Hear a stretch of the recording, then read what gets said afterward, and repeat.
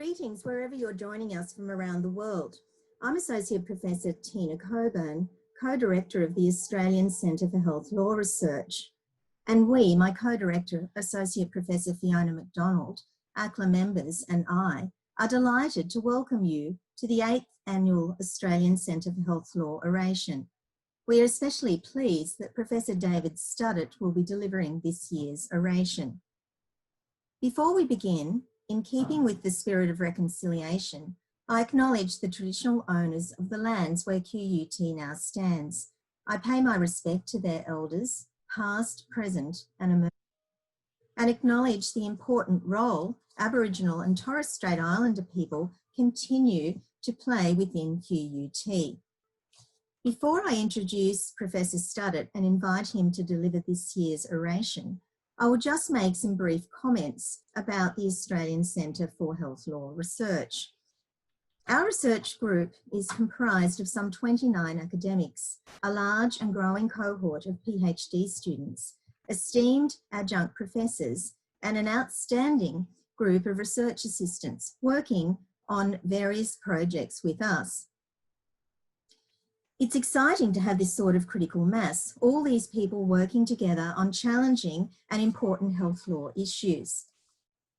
We're a group of transdisciplinary researchers. We conduct research at the intersection of law, health, ethics, and policy. The Centre's research spans the health law field from the beginning to the end of life with 4 programs. And this oration aligns with the important public health, regulation, and policy research conducted by our researchers in the Health, Society and Regulation program. Our researchers are leading debates and investigating the laws, policy and practice in the area of health law research. We would welcome the opportunity to discuss the research we're doing in the Centre and the possibility of collaborating on projects with you. We aim to generate new knowledge to inform reforms to health law policy and practice. An important goal of the researchers in our centre is to undertake research that has an impact, that makes a difference. And we do this in various ways. Of course, we undertake traditional research and publish those findings in scholarly journals. But we strive to do much more than that by translating the results of our research into improving the quality, safety, and accessibility of healthcare in Australia and internationally. Research alone is not enough to make this happen. We need to take our research out into public and policy debates. This annual oration is our flagship public event of the year and forms an integral part of our engagement goal. To hold public lectures, seminars and events on topics of significance for the health law field and the public more generally, and for these events to be delivered by our researchers and esteemed international experts. This year's oration is certainly no exception. So it's now my pleasure to introduce Professor David Studdert.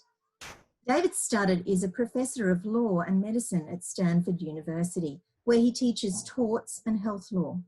His scholarship explores how the legal system influences the health and well-being of populations.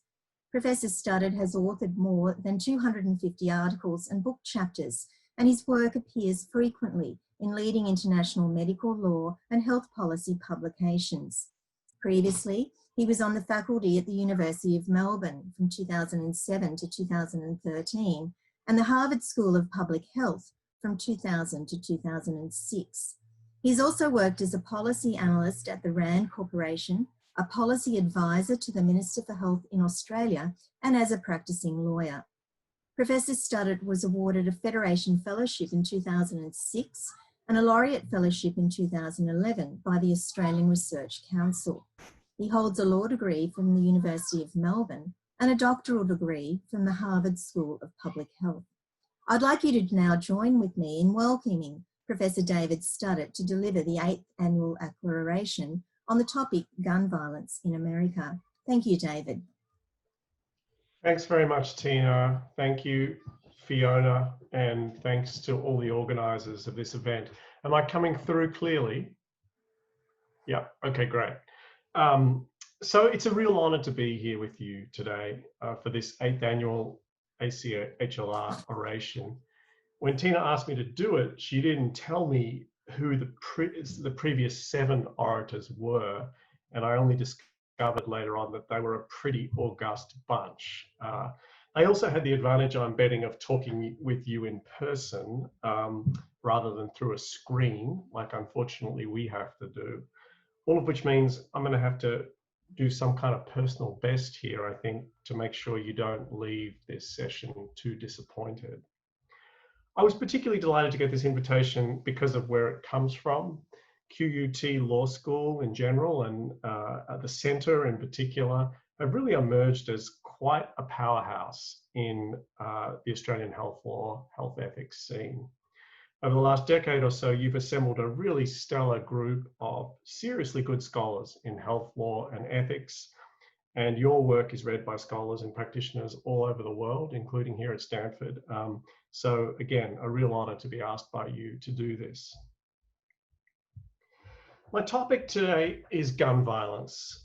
It's a relatively new field of research for me. I've been at it for about 6 years now. I've had 3 major job moves in my career, and with each move, I've tried to pick up one new area of research. And when I moved to Stanford from the University of Melbourne in 2013, it wasn't too long after the mass shooting at Sandy Hook Elementary School in Connecticut. So I decided gun violence was it for me for this move. I'd already been doing a fair bit of research in injury. And so that's how I came to settle on this topic. Gun violence is a topic of international public health concern for sure, but nowhere is that concern greater than here in the United States.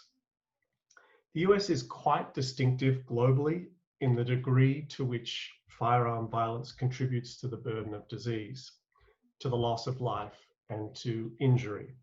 So that's where my focus is going to be. I wager that for many of you, when you think about America's problems with guns, your mind runs to mass shootings. They're these almost monthly tragedies we've become so accustomed to here. Now, it's a statistical fact that the frequency of mass shootings have increased in the United States over the last 10 or 15 years. The longest break between them for more than 20 years by far has been this year, in the midst of widespread COVID-19 shutdowns of schools and college campuses. Perhaps a small silver lining from the pandemic. Mass shootings are the most publicly visible form of firearm violence in America, far more visible than the much, much larger number of firearm deaths that occur in other ways. Although, once again, this has been an unusual year in so many ways, in the absence of mass shootings, there have been several other high-profile manifestations of firearm violence. We've seen heavily armed private militias turn out in force in states like Michigan and Wisconsin to protest or counter-protest in marches for racial justice and in marches protesting the imposition of restrictive public health measures to tackle COVID-19 and in marches around the election. Michigan and Wisconsin are 2 of many US states where open carry, even of military-style weapons in the United States, is in fact lawful. Confrontations between armed marchers and others have led to a handful of deaths and injuries. So other ways in which we are seeing this issue rise prominently in the absence of mass shootings. What's also been apparent during the pandemic is that firearms sales have really skyrocketed here in the United States. There is anecdotal evidence that in March and April, those spikes were driven at least in part by Asian American purchasers, not common purchasers of guns as a racial group.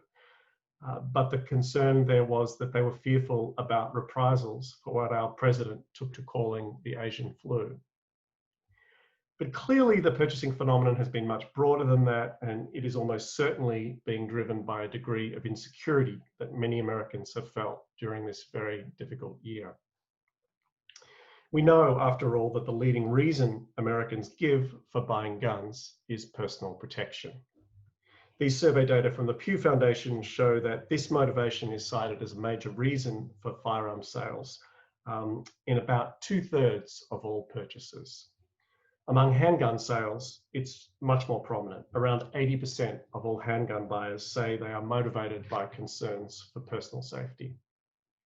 More on that soon. I'm going to talk about 4 aspects of firearm violence in America in the next half hour or so I have with you.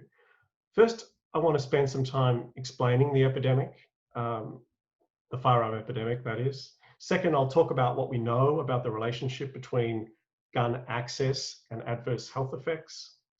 I'll offer some remarks about what effects the pandemic, or more precisely, the fallout from the pandemic, is having on firearm violence, and end with some thoughts about gun laws and the United States Supreme Court, which is the topic du jour.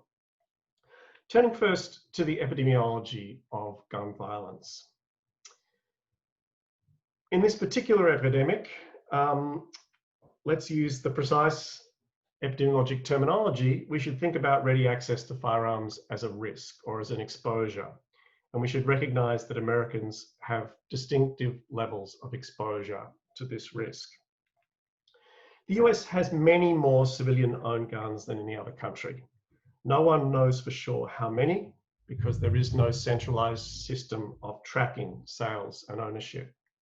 This chart shows the top 25 most heavily armed countries in the world. The estimates come from a respected source, the Small Arms Survey. The estimates put the US at 120 guns per 100 residents. That's more than double the rate of the second-ranked country, Yemen, which happens to be a country with an ongoing civil war.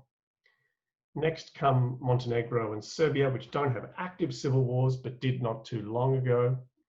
Canada comes in at 4th, and it's the first rich country on this list. Its firearm ownership level is about 1/4 that of the United States. So the US, as I think you can see here, is a major outlier in terms of the prevalence of privately owned firearms. And what this level of ownership reflects is an estimated 55 million Americans who own at least one gun, and 1 in 3 American households with at least one gun. These are national figures. Like every social phenomenon in this country, we see wide regional variation in the prevalence of privately owned firearms. Now, I showed a map like this in my torts class a few weeks ago, and one student told me afterwards that she thought a trigger warning was in order. No, this is not a map of the 2020 election, although it almost could be if we dichotomized the color scheme. These are rough estimates of the percentage of gun-owning adults in the population by state. Again, they're estimates because we don't know for sure. But what I want you to take note of is that the percentages range enormously, from well below 20% in the Northeast states like New York and Connecticut, Vermont, to well above 50% in parts of the South and the West. 3 million guns in civil hands in Australia is the best estimate that you have. That's a mixture of licit and illicit weapons. Just to set that in some context of the US, there are about 45 million legal gun sales annually in the United States. And if we try to put this in a state context, because the US, of course, is a lot bigger, Australia's population falls somewhere between the population of Texas and the population of Florida. And as you can see, in the current year, Texas is on course for about 2 million volumes of gun sales, and Florida about 2.4 million. So in 1 year, almost as many guns change hands in these states legally as exist legally and illegally in the entirety of Australia's gun stock. Let's talk about the health outcomes. Among rich countries, the United States has by far the highest rate of gunshot deaths, 6 times the OECD average and 5 times higher than the nearest rivals, Switzerland and France. In terms of raw numbers, that translates to just under 40,000 firearm deaths in the United States in 2017, which is the most recent year for which we have comprehensive data. To give that number some context, that's slightly less than the total number of American troops killed in the entire Vietnam War. And in any given month, the number of Americans who die from gunshot wounds is about the same as the total number of American troops who died on D-Day. Firearm injuries are also the second leading cause of death among children and adolescents, behind automobile crashes.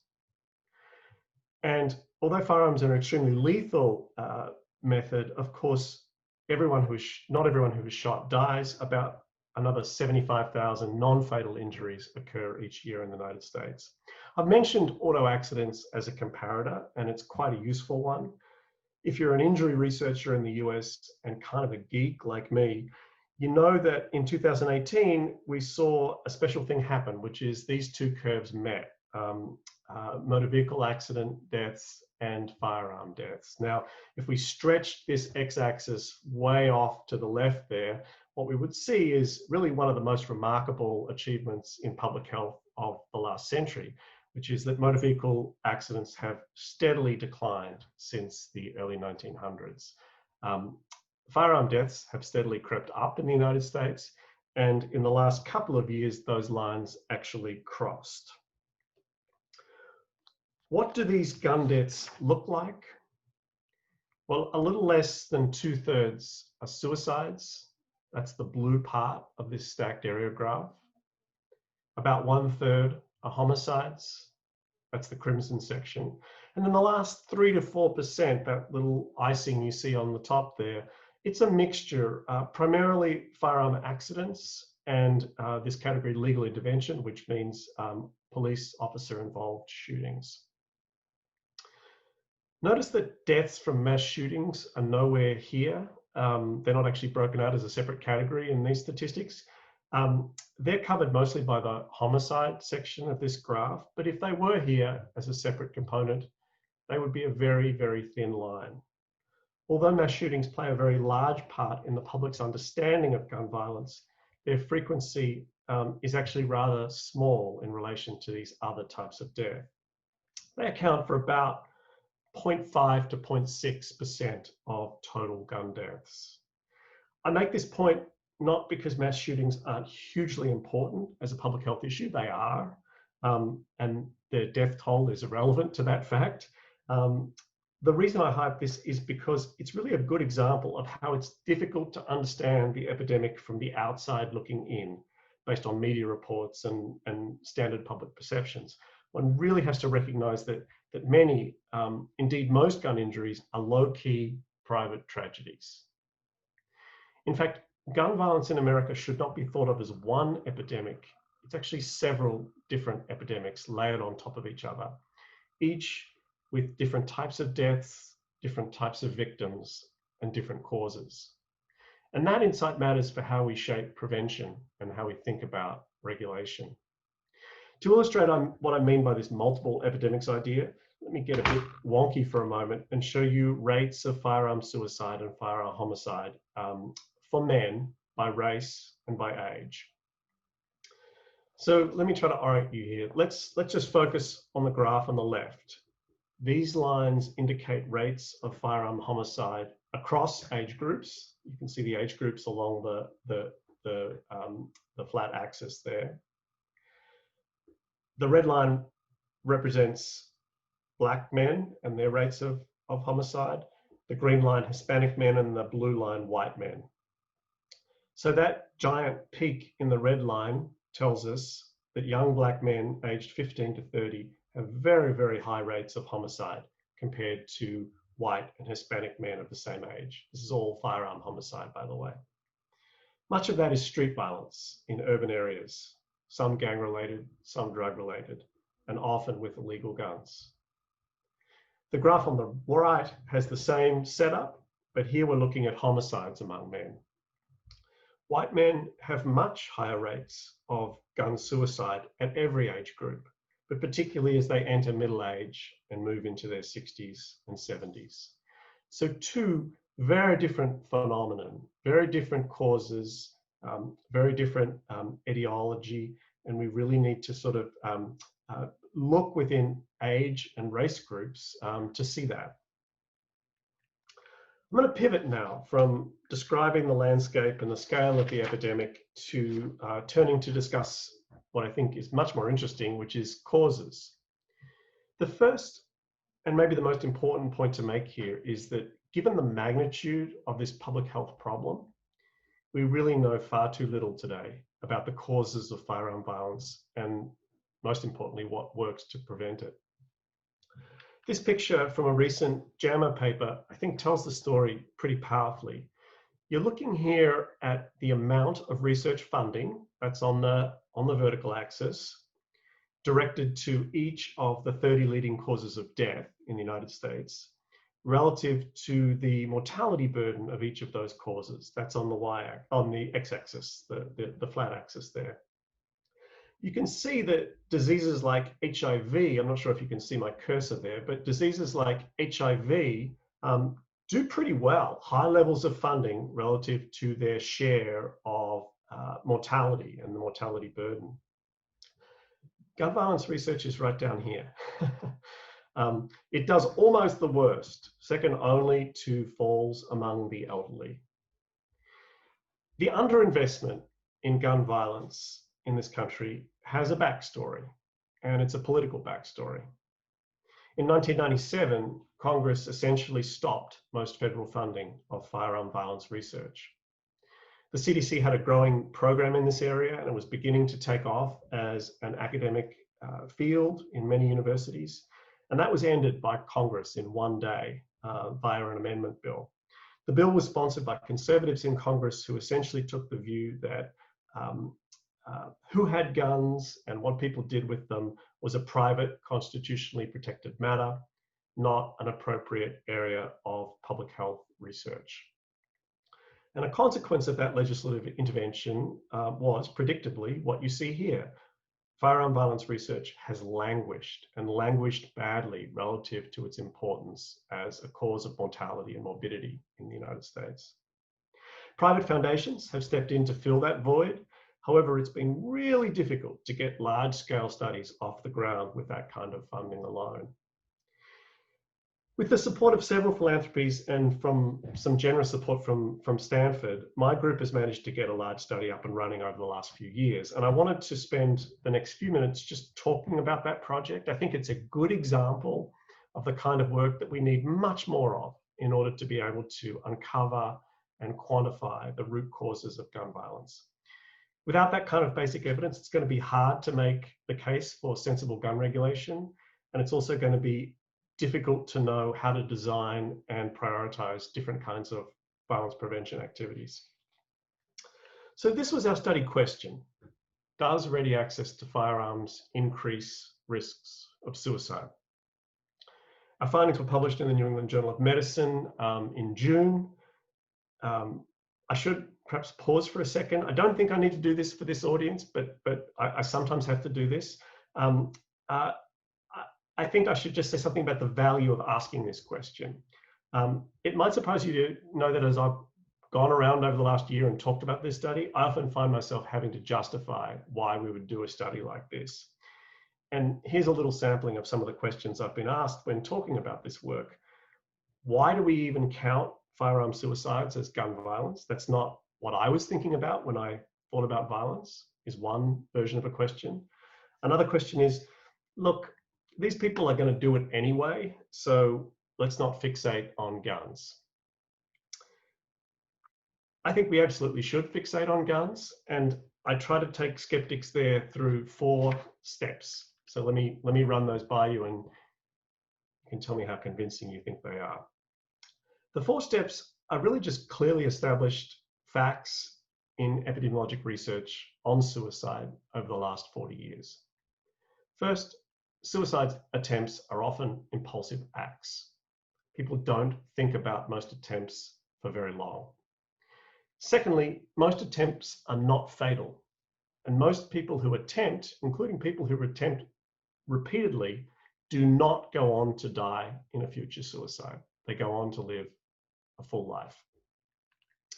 Third, the lethality of a suicide attempt, whether it is successful or not, depends heavily on the lethality of the method used.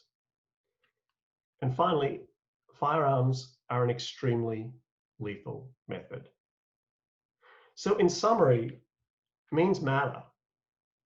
In times of fleeting personal crises, ready access to a very deadly method determines whether the crisis ends a life.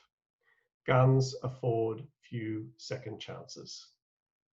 So we should care about the relationship between firearm access and suicide because means matter. How much do they matter? Well, that was our question. Thanks to a small group of researchers who've hammered away at that question over the last 25 years, we do have part of the answer, and we certainly did before we started our work. A recent review of many of the best studies in this area concluded that ready access to firearms is associated with about triple the risk of suicide. What are these studies? What's the nature of the evidence? And can we be really confident in concluding that access to firearms actually causes higher rates of suicide? Well, it won't surprise you to hear that there's never been a randomized controlled trial of the effects of gun ownership. For obvious reasons, we should expect that there never will be one. Virtually all of what we know about the health effects of firearm ownership come from two types of observational studies: ecologic studies and case control studies. Both provide very useful information. Both have some pretty significant methodological limitations. There's a third type of study, the cohort study, which is a standard way of quantifying risks in epidemiology.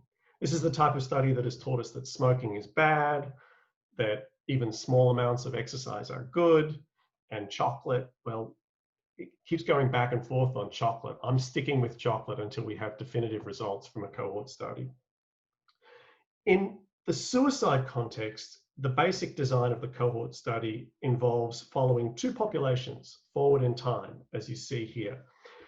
Some of those people purchase guns, some don't, and then we compare rates of suicide in the two groups. If we can make those two groups look really, really similar, except for the gun buying bit, then the comparison of suicide rates in those two groups becomes a reasonable estimate of the causal effect of access on mortality.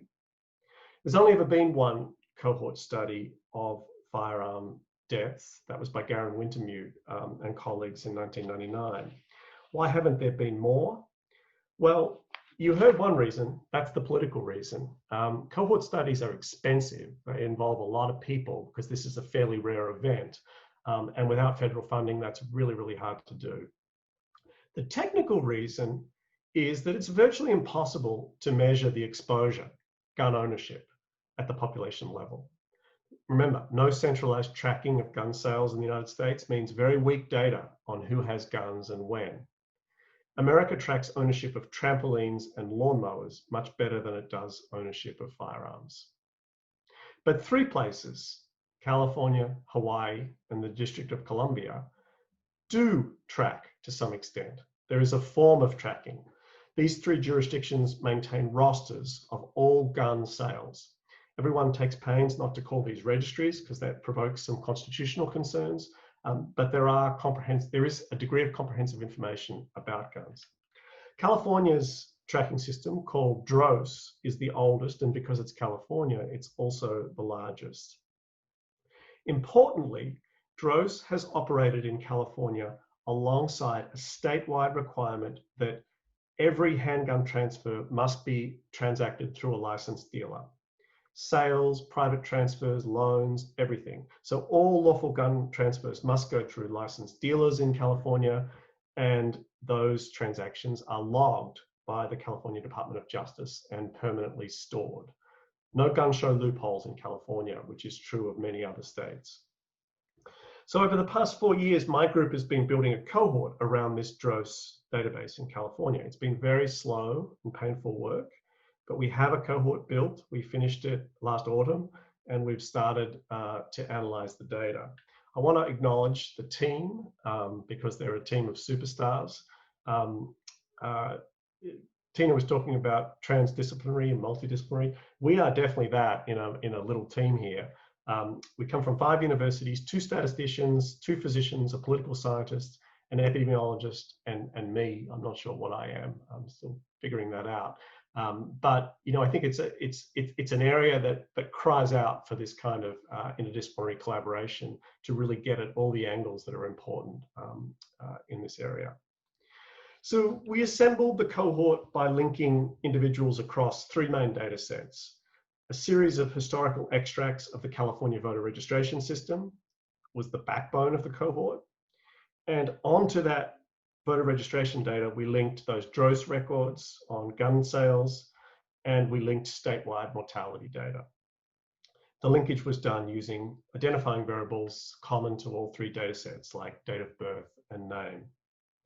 The data linkage was actually a really complicated process. It took us about 3.5 years. I'm not going to go into the fine details of how we did this, but the important point is that it's a longitudinal study. So we need to take account of the fact that people are moving around and buying guns at different times, and our cohort design was able to accommodate that.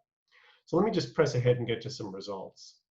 The fully joined up cohort we have consists of just under 29 million adults, essentially all unique registered voters in California between the years 2004 and 2017.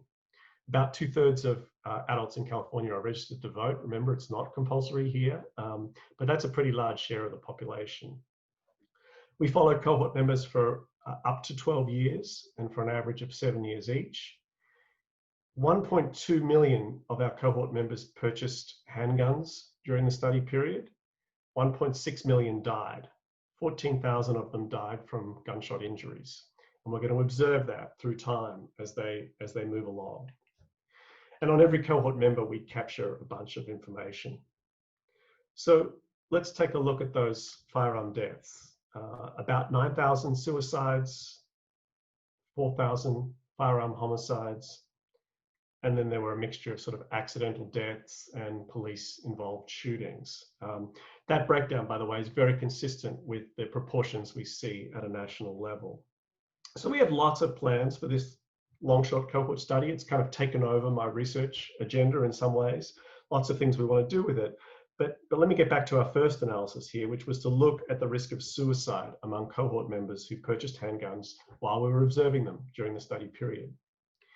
So we did this by, again, comparing rates of 4 kinds of death among handgun owners and non-owners. Deaths from all causes, deaths from suicide by any method, and then we broke suicide down into gun suicides and suicides by other methods. And so here are some basic counts and crude rates from our study. Before paying too much attention to these numbers, we should acknowledge that there are some systematic differences here between gun owners and non-owners. For example, gun owners are much more likely to be men. So why don't we skip ahead and look at some comparisons that adjust for those fundamental differences.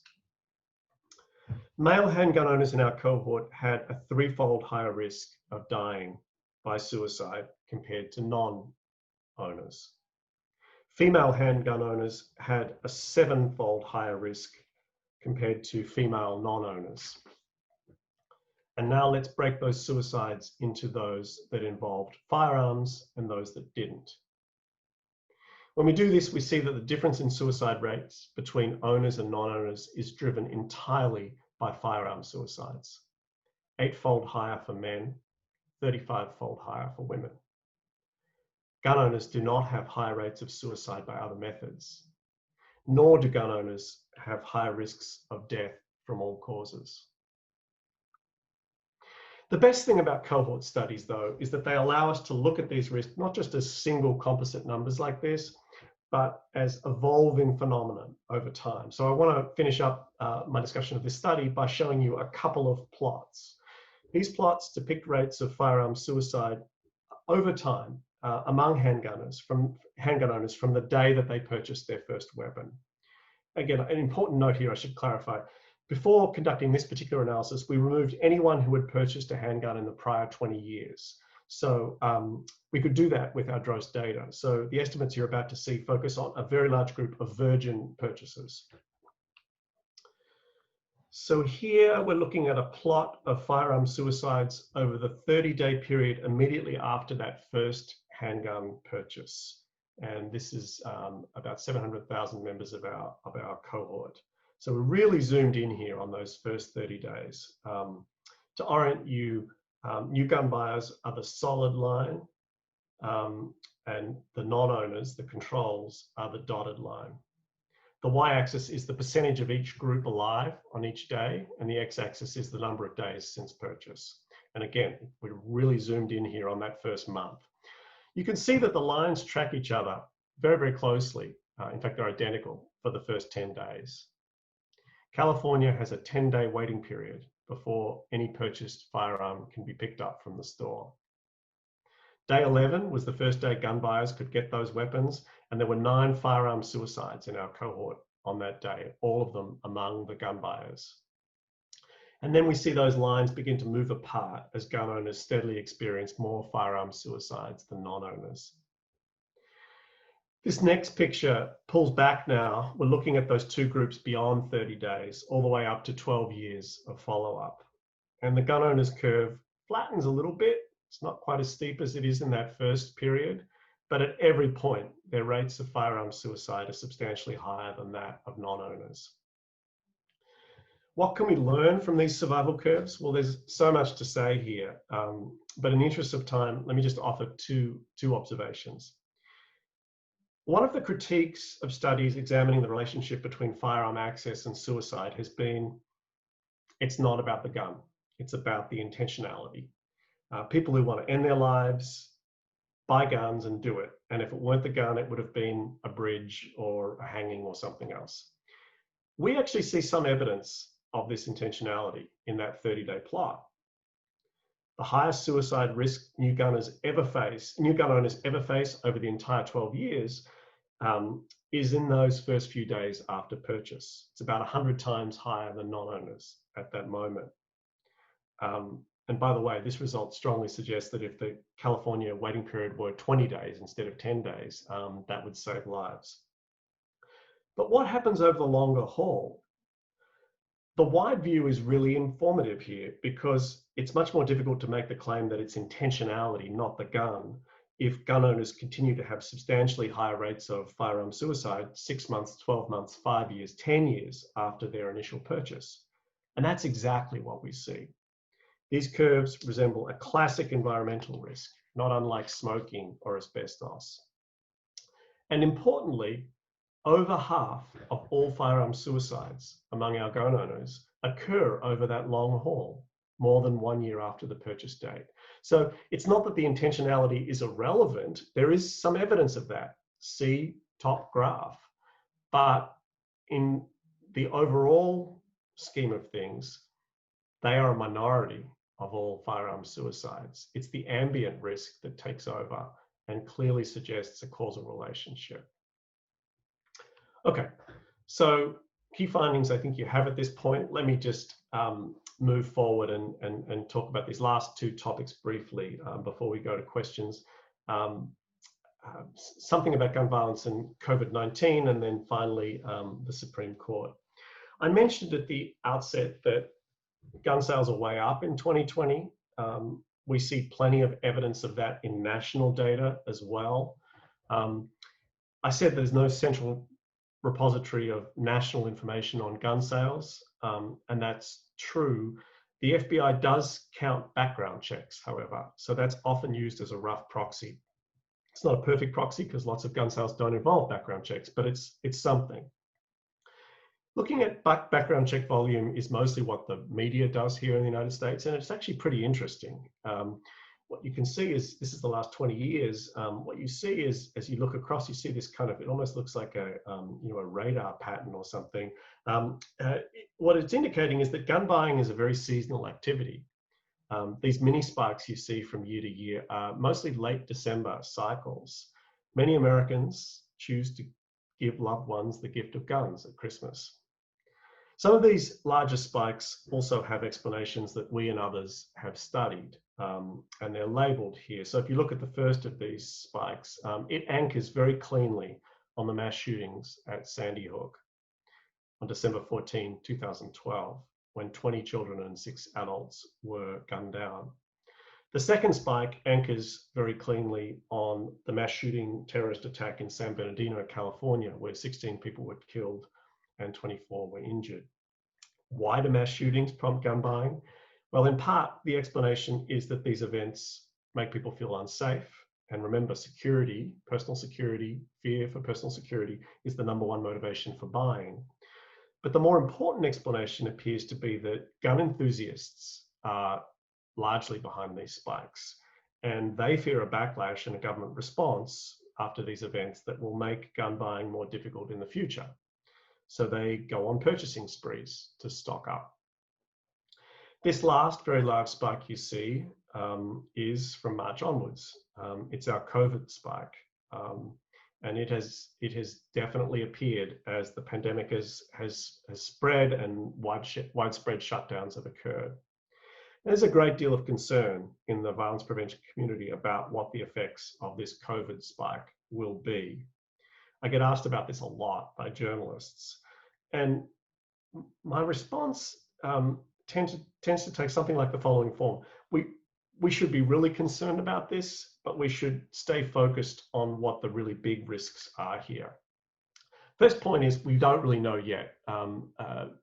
Mortality data, particularly suicide data, takes about 9 to 12 months to appear. So a lot of what is being discussed right now is actually conjecture. There's some sort of semi-hard evidence, like calls to suicide hotlines and so on, but we really don't have the mortality data in yet.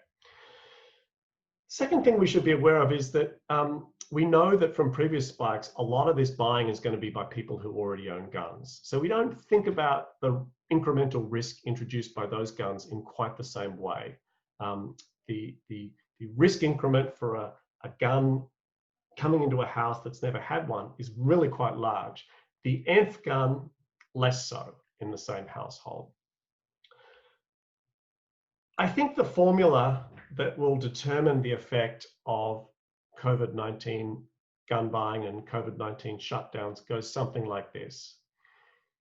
We have stay-at-home orders and we have a surge in unemployment in the United States, both of which are known to be associated with forms of gun violence. We can expect that both of those things to produce an increase in mental stress and illness, and for many people who are in insecure home environments, in domestic violence. Through those mediators, I fully expect to see rising rates of gun violence in the United States. But we should be clear, they are being driven less by these spikes than they are by the fact that 1/3 of American households have guns in them, and COVID has created a very stressful domestic living environment. Okay, best for last. This is a law school talk, so it would be remiss of me not to talk about the law in a bit more detail. So some of the regulation of civilian guns in the United States is a matter of federal statutory law, but most of the action is at the state level. There are, broadly speaking, 7 main categories of regulation.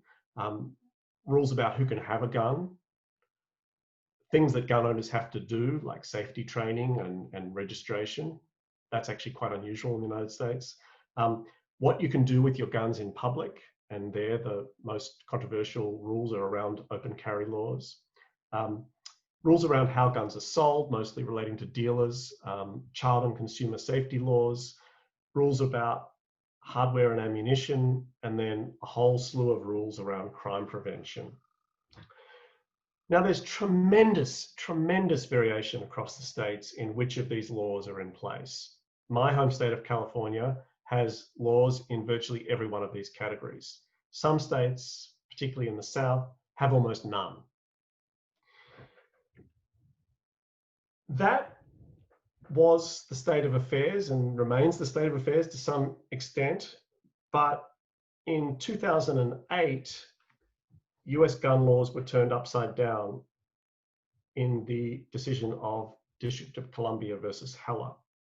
In this case, the United States Supreme Court ruled that the Second Amendment of the US Constitution protects an individual's right to possess a firearm unconnected with service in the military, and to use that weapon for lawful purposes, such as self-defense in the home. The court in this case was ruling on the legality of a District of Columbia law that banned handgun possession in the home, a very, very strict law. There aren't many of those in the country, so it was a good case for the NRA to bring. It was a landmark decision because never before in the court's history had it taken this view of the Second Amendment. A second decision in 2010, McDonald versus the City of Chicago, established that this ruling applied to all of the states, not just the District of Columbia. Justice Scalia, one of the court's most conservative judges, wrote the majority opinion in ACHLR, and as was his wont, he adopted an originalist interpretation of the amendment, coming back to the founders' intentions to locate this right to have arms. Justice Stevens, who wrote the minority opinion, later called ACHLR, quote, unquestionably the most clearly incorrect decision that the Supreme Court announced during my tenure on the bench. And Justice Stevens was on the bench for 35 years. It's important to note, however, that Scalia's opinion did not suggest that the right to civilian firearm ownership was unfettered. He wrote that the court's ruling shouldn't upset long-standing prohibitions, for example, on the possession of firearms by felons or the mentally ill, or laws forbidding the carrying of firearms in schools and government buildings. But he gave us little more than examples. The court was not clear about how far the right extends and where exactly it can be abridged by government. So the lower courts have been fighting that out for the last 12 years. There have been literally hundreds, maybe more than 1,000 challenges brought, and mostly sponsored by gun rights group. And virtually every one of these types of laws is being challenged across the states. The Supreme Court has largely declined Second Amendment cases since Heller and McDonald, but no one expects that that will last forever. Amy Coney Barrett has recently been appointed to the United States Supreme Court, as many of you know, and following the death of Ruth Bader Ginsburg, this cements the conservative majority on the court. A Second Amendment case is expected in the next term or two, and the betting is that it will focus on those open carry laws, the laws that prohibit people from openly carrying weapons in public. A number of states already allow them, most states don't. But of course, this is the second part of the Second Amendment, the right to bear arms. Heller was mostly about the right of people to keep arms in their home, and it is widely anticipated that an open carry case will make its way to the court, and the conservative majority will decide what the Second Amendment has to say about that. So I've spoken for long enough. Why don't I stop sharing my screen, and I look forward to a conversation. Thank you very much, David, for a fascinating, thoughtful presentation. I think a sign of a great talk is that you think about how something from another jurisdiction can actually relate to our own jurisdiction, and it certainly got me thinking about the issues with, and obviously we have a lot of gun control in Australia, but gun ownership and suicide, and the issues of domestic violence. I will open up to questions. If anyone wants to type a question into the question and answer tab on the screen. And perhaps, if I may, while we're waiting for a question, I'll ask something that obviously reveals my own interests. David, if I may. Go right ahead. I'm interested in the role of health professionals in the issuing of gun licenses and the background checks, and particularly, I guess, liability issues for health professionals. I'm thinking, in terms of, for example, the failure to warn style Tarasoff type claims about where people have got a propensity for violence. I don't know if you've got any observations about that. Just let me clarify the question, Tina. Do you mean how health professionals are involved in the decisions about who can purchase and keep guns? Yeah, and whether they do actually have a role to play. Yeah. Yeah, so for the most part, the answer is no, actually. The background check process is mostly focused on prior criminal activity. There are some checks that relate to mental illness, But the mental illness bar is very, very high, and they're not checks that are based on consultation with practitioners.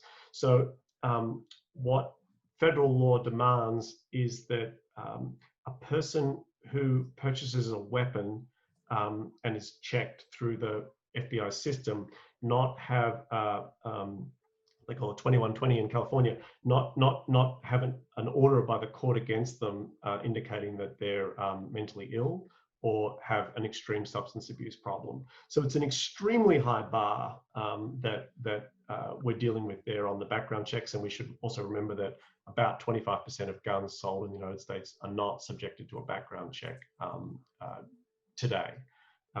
So the role of health professionals is less on the purchasing end. However, there has been a really interesting move in the last 5 years or so to introduce so-called red flag laws. About 4 states have introduced those. And the idea there is that for people judged usually by family members actually, but sometimes by health professionals and sometimes by the police, to be a danger to themselves or to others, it's possible to go to court and get an order to remove their weapons for the period of time before they're stabilized. And health professionals have played a role in that. So sometimes they will be consulted, sometimes they'll be part of the petition. But apart from that, you know, the role of health professionals has been pretty minimal here. I mean, we have trouble getting past debates about whether pediatricians should be allowed to ask parents if there is a gun in the home, and if there is, whether it's unloaded and locked. The American Pediatric College has encouraged pediatricians to do that. At least 2 states have passed gag orders prohibiting those conversations. So it's we have a long way to go before health professionals are more actively involved in gun activities. Thanks, David. We've got some questions that have come through in the chat, so I'll take the first one. I'll read it for the benefit of everyone else. And this question comes from Tracy Evans-Chan from the National University of Singapore. You spent a lot of time on the epidemiology on gun violence. What about the kinds of public health legal interventions apart from those already implemented? Are there any new ideas on what might be done in the fragmented political environment in the US right now?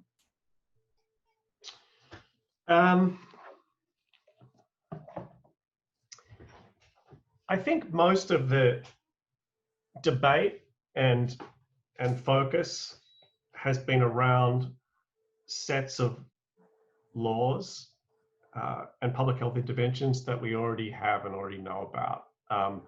You know, we would make enormous strides in gun safety if we were to simply uniformly enact universal background checks, bans on military-style weapons, which are often used in mass shootings, and several other, what many people would say, common sense gun safety rules. Now, they aren't in place in many states. In some states, up to half of all gun sales are done without background checks. So, you know, from the advocacy community, what I see is mostly an attempt to try to bolster and expand those sort of common sense gun laws. I do have a sense, though, that there's a growing recognition that whatever we do with those kinds of laws, it only affects the flow. It only affects the flow of weapons, mostly, that are coming into households. But we already have 320 million weapons in households. 1 in 3 households has one. So, you know, I think many more advocates and public health practitioners are asking the question, none of that is going to deal with the risks that people already face in their own home environments, and you know, nor is it going to much affect the the gang violence among men of color in urban neighborhoods, because most of their guns are illegal. So you could pass whatever law you want, and the black market, they'll still find those weapons. So I think that the street crime guns are a really, really difficult problem with a whole another set of solutions, and I'm no expert in that area. That much of that is the world of criminologists. On the home front, my own belief is that the NRA has been just much better at the public relations campaign here. I don't think that, unlike the NRA's portrayal of this issue, I don't think that the majority of people who own guns are die-hard Second Amendment true believers, and that they own guns because they express their distrust in government or some other concern. I think there are a lot of marginal gun owners out there, maybe tens of millions, who do it because they honestly believe that it makes their household safer. Now, they're probably wrong about that, but we haven't done a good enough job yet of gathering the evidence to be sure about that and to explain that there really are risks there. And nor have we done a very good job of getting the word out. So I think sort of community education and public health campaigning, good old-fashioned reaching the constituencies you care about, actually has quite a lot of potential in this area. And I'm really interested in conversations about that. I will say one other thing too that I think has sort of potential breakthrough value, and that's thinking about the negative externalities, to put it in economic terms. Again, gun ownership is often cast as this right, sacrosanct right that gun owners have. We haven't really had enough good research and good information about the costs that gun ownership imposes on other people in the home. Now, majority of people who live in a home with a gun who are not themselves gun owners are either women or children. There is a small but growing body of research on accidental gun deaths among kids. That's a really important kind of message and a very sympathetic way to approach the issue. But I'm actually much more interested in women. About a tenth as likely to buy guns, and those many households where there's a male gun owner and a female non-owner. How do they feel about guns? Because their risks of experiencing domestic violence and firearm injury are probably higher, but there are counterbalancing factors. I think we need to learn a lot more about them.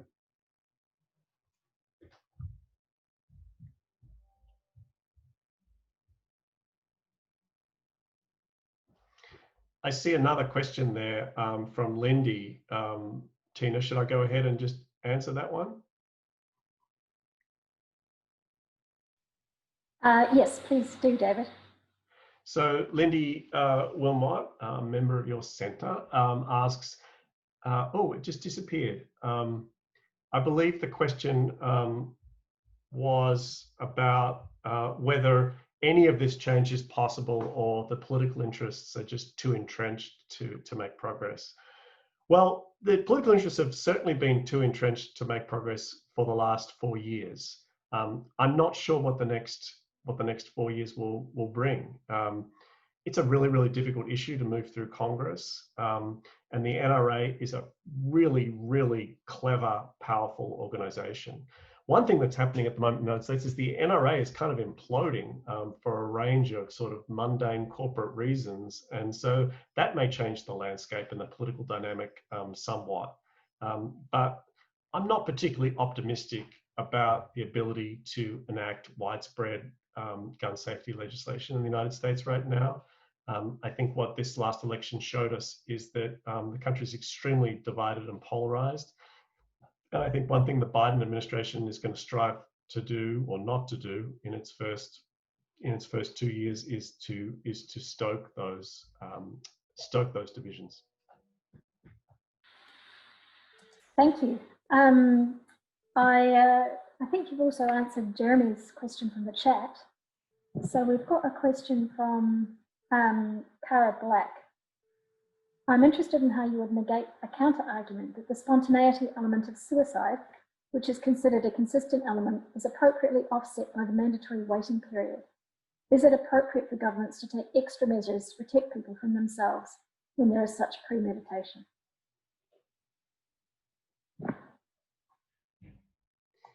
Yeah, so I'm just trying to make sure I understand the question. I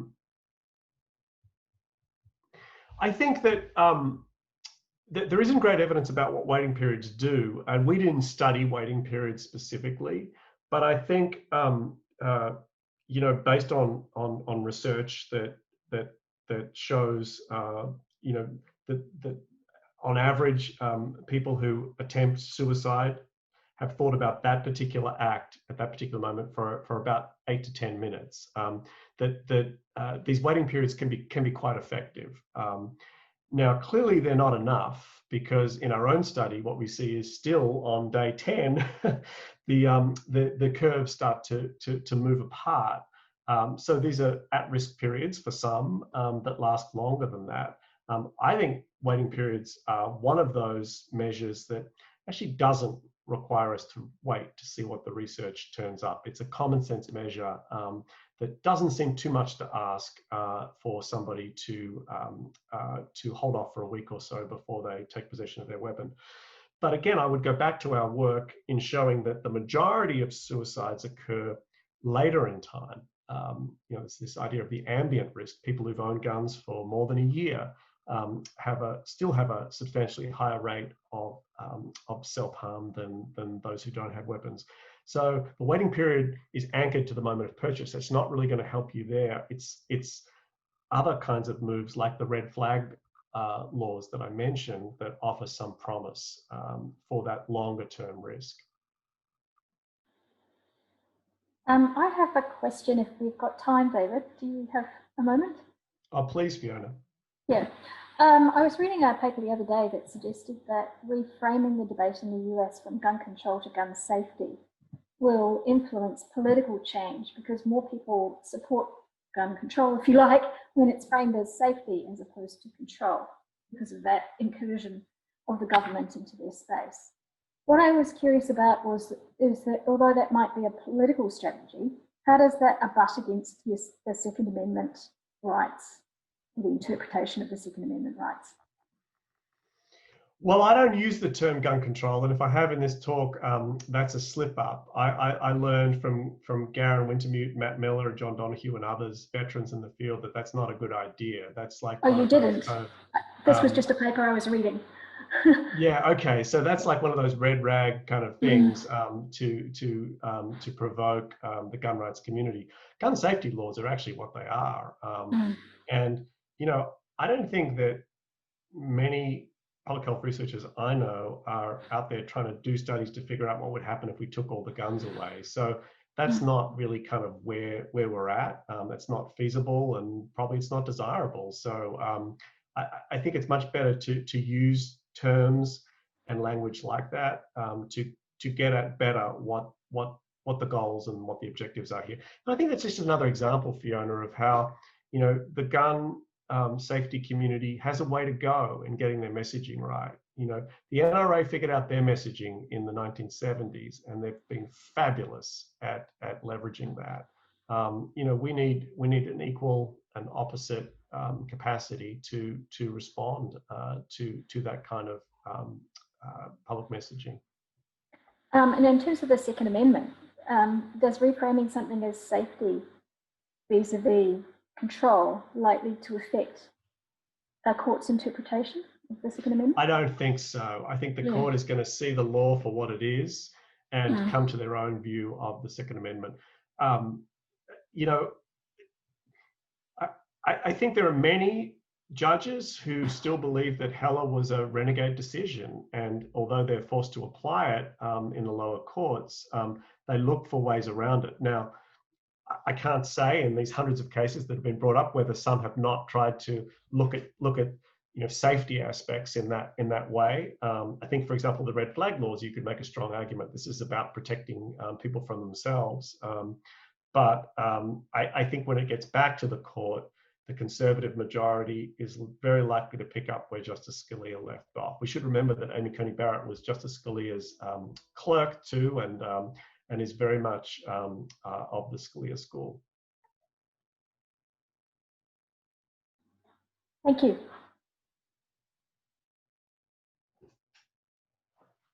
I'll just, if anyone's got any final questions.